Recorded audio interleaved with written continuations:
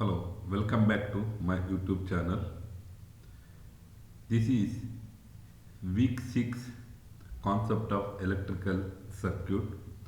Today we study network theorems which are very important for exam, numerical problems and practicals. In this week we will study three important network theorems: Thevenin's theorem, Norton theorems and maximum power transfer theorem. These theorems help us simplify complex circuit and solve numerical problems easily. So ಈಗ already 5 weak ಮುಗಿದಿದೆ, ನಿಮಗೆ ಗೊತ್ತಿದೆ.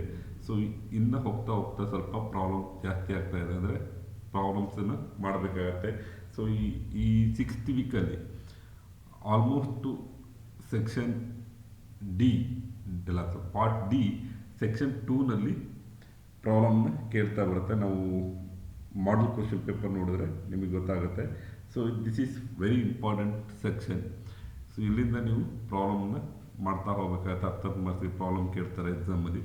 So ನಾನು session 21 ಅಂದರೆ ಇದು already 20 session ಆಗಿದೆ. So ಈಗ session 21ನಲ್ಲಿ ಏನಪ್ಪ ಬರುತ್ತೆ ಅಂದರೆ state and explain Thevenin's theorem and simple problem. So ಈ ನೋಟ್ಸನ್ನು ನಾನು ಸಿಂಪಲಾಗಿ ಮಾಡಿದ್ದೀನಿ. ಬುಕ್ಕಲ್ಲೆಲ್ಲ ನೋಡೋದು ನಿಮಗೆ ಸ್ವಲ್ಪ ಕಾಂಪ್ಲಿಕೇಟೆಡ್ ಆಗುತ್ತೆ. ಸೊ ಈಸಿಯಾಗಿ ಪ್ರಾಬ್ಲಮ್ನ ಸಾಲ್ವ್ ಮಾಡ್ಬೋದು. ಸೊ ನೋಟ್ಸನ್ನು ಕೂಡ ನಾನು ಡಿಸ್ಕ್ರಿಪ್ಷನಲ್ಲಿ ಕೊಟ್ಟಿರ್ತೀನಿ, ಡೌನ್ಲೋಡ್ ಮಾಡ್ಕೊಳ್ಳಿ. So first state and explain Thevenin's theorem. So Thevenin's theorem ಅಂದರೆ ಏನು? ಫಸ್ಟು ಡೆಫಿನೇಷನು ಕೆಲವು ಕಡೆ ಕೇಳಿದ್ದಾರೆ, ಸ್ಟೇಟ್ಮೆಂಟ್ ಎಲ್ಲ ಕೇಳಿದ್ದಾರೆ, 2 ಮಾರ್ಕ್ಸಿಗೆಲ್ಲ ಕೂಡ ಕ್ವಶನ್ನ ಕೇಳಿದ್ದಾರೆ. ಸೊ ನೀವು ನೋಡ್ಕೊಳ್ಳಿ. Thevenin's theorem state that any linear bilateral electrical network can be replaced by one voltage source called Thevenin's VTH and one resistance called Thevenin's resistance RTH. So ಅದನ್ನು ಹೇಗೆ ಅಂತ ನಿಮಗೆ ತೋರಿಸ್ತೀನಿ, ಬಟ್ ಸ್ಟೇಟ್ಮೆಂಟ್ ಇಲ್ಲೇ ಇದೆ ನೋಡಿ. So this the statement. So very important statement. And simply step 2 apply Thevenin's theorem. So ಹೇಗೆ ಸ್ಟೆಪ್ನ apply ಮಾಡಿ ನಾವು ಪ್ರಾಬ್ಲಮ್ ಸಾಲ್ವ್ ಮಾಡಬೇಕು ಅಂತ ಸ್ಟೆಪ್ ಬೈ ಸ್ಟೆಪ್ ಆಗಿ ಕೊಟ್ಟಿದ್ದೀನಿ.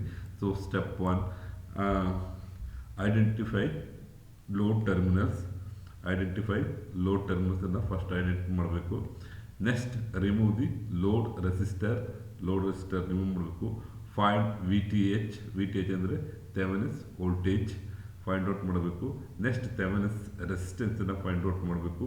Draw the equivalent circuit. Next equivalent ಸರ್ಕ್ಯೂಟ್ನ ಡ್ರಾ ಮಾಡಬೇಕು. And calculate load current and voltage. So ಇದು ಮೇಜರಾಗಿ 6 ಸ್ಟೆಪ್ಪಲ್ಲಿ ನಾನು ಪ್ರಾಬ್ಲಮ್ನ ಸಾಲ್ವ್ ಮಾಡಿದ್ದೀನಿ. So very important step, how to solve Thevenin's theorem problem.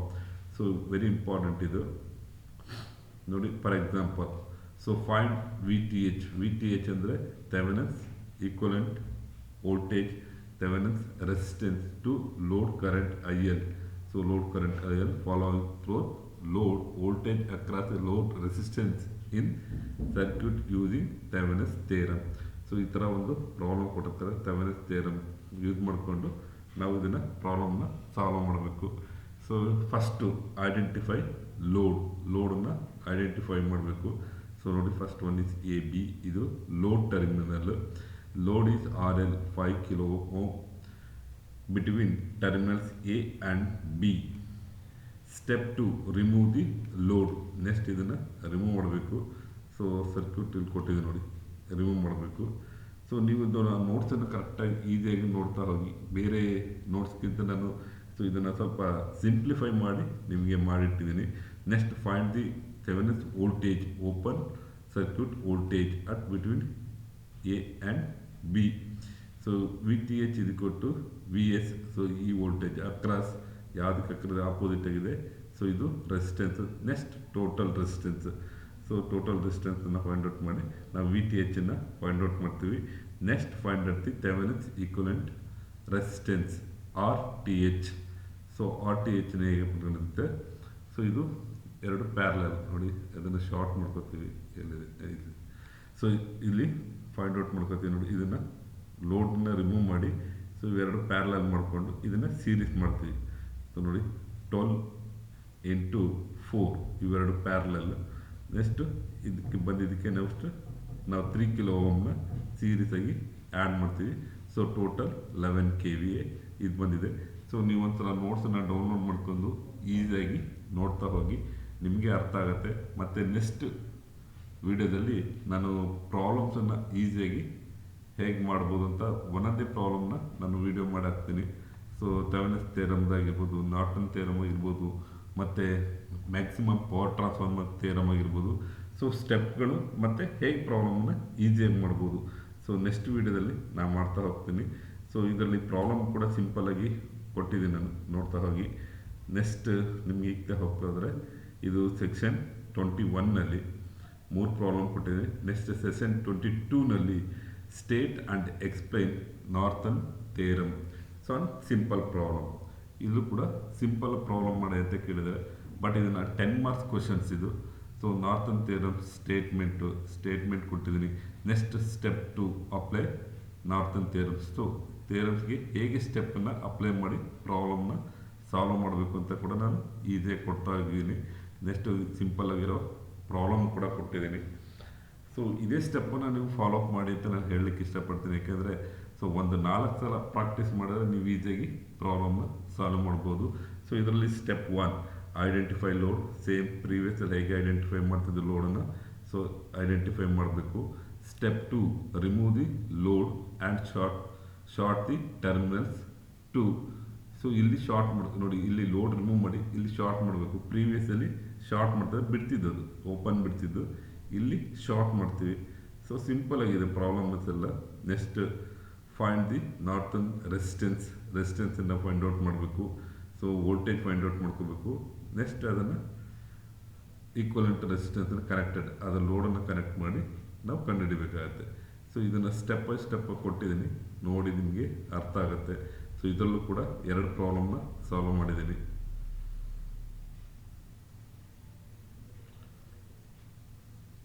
Next session 23. So ಇದರಲ್ಲೂ ಕೂಡ state and explain maximum power transform theorem ಮತ್ತು simple problem. So simple problem ಕೊಟ್ಟಿದ್ದಾರೆ.